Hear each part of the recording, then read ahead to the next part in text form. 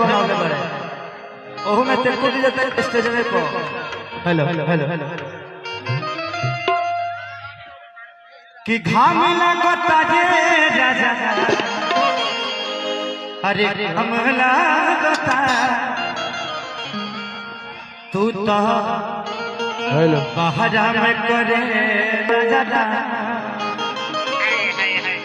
शहीद में हमरा घाम लगता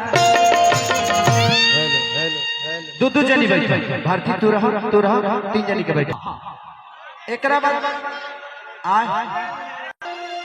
कि चढ़ल जवानी जोर भैया खूटी गड़ता है राजा जी कि फाड़ी देता सारी जवन जवनियों बता जा तो चहित के हवा वादन सही बढ़ावता कि चहित के हवा वादन सही बढ़ावता कि चढ़ली जवानिया में अगिया लगावता तो तू तो परदेसवा में काटता रचाई ओहो बिगड़त मन जब खेसरिया चैत गावता। चलिए हम लोग उपलक्ष्य में आए हैं, चैता का माहौल है तो मौसम के चीज हर आदमी के करे के चाहिए। आज दुल्हा दुल्हन की है यार बेटिया पक्ष या बेटा पक्ष दोनों की सलामती के लिए हम सबकी दुआएं हैं। कैसे ही संजय भैया का परिवार हो और बेटा पार्टी का परिवार दोनों ऐसे ही कुशल पूर्वक रहे और ऐसे मंगल कार्य होते रहे। एको बढ़ा देवे का हेलो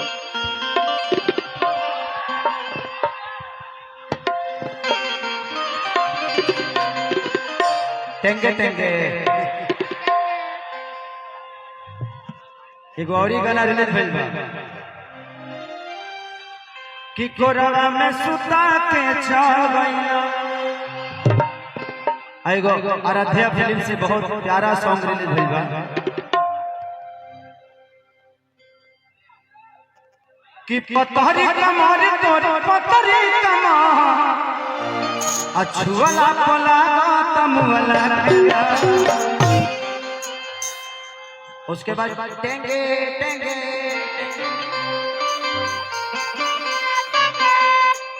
रहना दा टेंग टेंग आई बा कि घाम लगता जे राजा रे तोरा माई के रे बुझाते थे डायरेक्ट सौरी में से ही किया गइल बा टेंगे टेंगे करबे करे या साइड बड़ा वही चल जाइबो कि घाम लगता राजा अरे घाम लगता तू तो अरे बहरा में करे राजा तू तो बहरा में करे राजा सही में हमरा